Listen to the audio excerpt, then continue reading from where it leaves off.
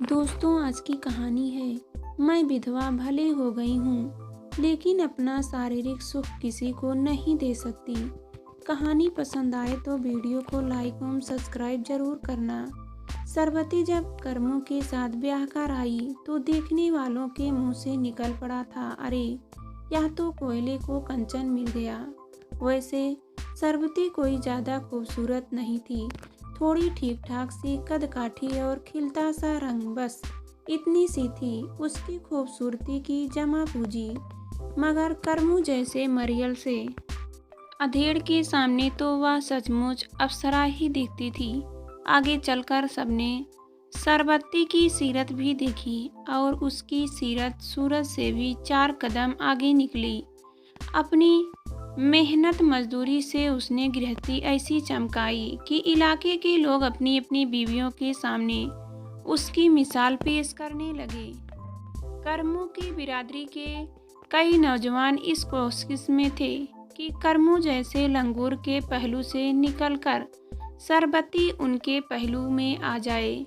दूसरी बिरादरियों में भी ऐसे दीवानों की कमी ना थी। वे सरबती से शादी तो नहीं कर सकते थे, अलबत्ता उसे रखैल बनाने के लिए हजारों रुपए लुटाने को तैयार थे। धीरे धीरे समय गुजरता रहा और सरबती एक बच्चे की मां बन गई, लेकिन उसकी देह की बनावट और कसावट पर बच्चा जनने का रत्ती भर भी फर्क नहीं दिखा। गांव के मनचलों में अभी भी उसे हासिल करने की पहले जैसी ही चाहत थी। तभी जैसे बिल्ली के भाग्य से छींका टूट पड़ा। करमू एक दिन काम की तलाश में शहर गया और सड़क पार करते हुए एक बस की चपेट में आ गया। बस के भारी भरकम पहियों ने उसकी कमजोर काया को चपाती की तरह बेलकर रख दिया था। कर्मों के क्रियाक्रम के दौरान गांव के सारे मनचलों में सरबत्ती की हमदर्दी हासिल करने की होड़ लगी रही। वह चाहती थी तो पति की 13वीं यादगार बना सकती थी। गांव के सभी साहूकारों ने सरबती की जवानी की जमानत पर थैलियों के मुंह खोल रखे थे, मगर उसने वफादारी कायम रखना ही पति के प्रति सच्ची श्रद्धांजलि समझते हुए सब कुछ बहुत किफायत से निपटा दिया। सरबत्ती की पहाड़ सी विधवा जिंदगी को देखते हुए गांव के बुजुर्गों ने किसी का हाथ थाम लेने की सलाह दी, मगर उसने किसी की भी बात पर कान न देते हुए कहा, मेरा मर्द चला गया तो क्या, वह बेटे का सहारा तो दे ही गया है। बेटे को पालने पोसने के बहाने ही जिंदगी कट जाएगी। वक्त का परिंदा फिर अपनी रफ्तार से उड़ चला। सरबत्ती का बेटा गबरू अब गांव के प्राइमरी स्कूल में पढ़ने जाने लगा था और सरबत्ती मनचलों से खुद को बचाते हुए उसके बेहतर भविष्य के लिए मेहनत मजदूरी करने में जुट गई थी। उन्हीं दिनों उस इलाके में परिवार नियोजन के लिए नसबंदी कैंप लगा। टारगेट पूरा न हो सकने के चलते जिला प्रशासन ने ऑपरेशन कराने वाले को 1 एकड़ खेती बाड़ी लायक जमीन देने की पेशकश की। 1 एकड़ जमीन मिलने की बात सरबत्ती के कानों में भी पड़ी। उसे गबरू का भविष्य संवारने का यह अच्छा मौका दिखा। ज़्यादा पूछताछ करती तो किससे करती, जिससे भी जरा सा बोल देती वही गले पड़ने लगता। जो बोलते देखता वह बदनाम करने की धमकी देता। इसलिए निश्चित दिन वह कैंप में ही जा पहुंची। सरबत्ती का भोलापन देखकर कैंप के अक्सर हंसे। कैंप इंचार्ज ने कहा, एक विधवा से देश की आबादी बढ़ने का खतरा कैसे हो सकता है। कैंप इंचार्ज का टकासा जवाब सुनकर गबरू के भविष्य को लेकर देखे गए सरबत्ती के सारे सपने बिखर गए। बाहर जाने के लिए उसके पैर नहीं उठे तो वह सिर पकड़कर वहीं बैठ गई। तभी एक अधेड़ कैंप इंचार्ज के पास आकर बोला, सर, आपके लोग मेरा ऑपरेशन नहीं कर रहे हैं, क्यों? कहते हैं कि मैं अपात्र हूँ। क्या नाम है तुम्हारा? किस गांव में रहते हो? सर, मेरा नाम केदार है, मैं टमका खेड़ा गांव में रहता हूँ। कैंप इंचार्ज ने टेलीफोन पर एक नंबर मिलाया और उस अधेड़ के बारे में पूछताछ करने लगा। फिर उसने केदार से पूछा, क्या यह सच है कि तुम्हारी बीवी पिछले महीने मर चुकी है? हाँ सर। फिर तुम्हें ऑपरेशन की क्या ज़रूरत है? बेवकूफ़ समझते हो हमको? चलो भागो। केदार सिर झुकाकर वहाँ से चल पड़ा।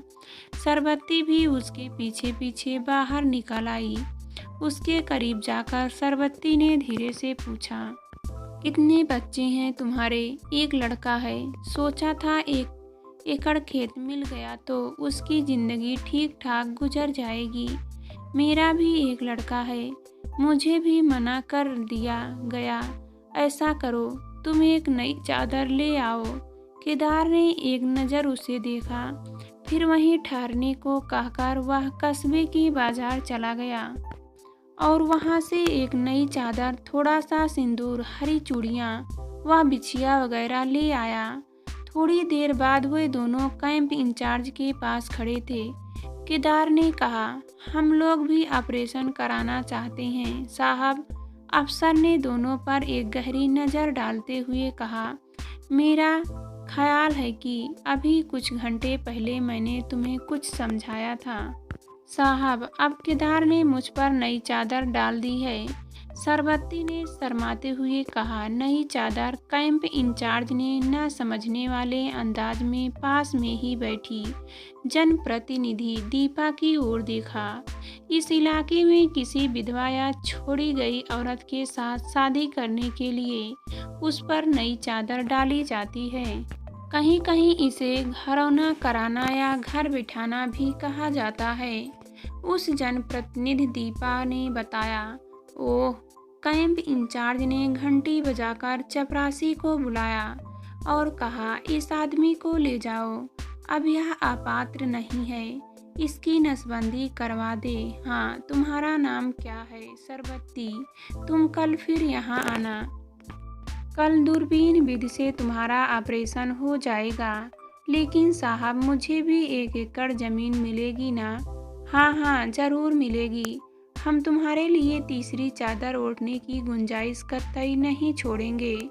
सरबत्ती नमस्ते कहकर खुश होते हुए कैंप से बाहर निकल गई तो उस जनप्रतिनिधि ने कहा, साहब, आपने एक मामूली औरत के लिए कायदा ही बदल दिया।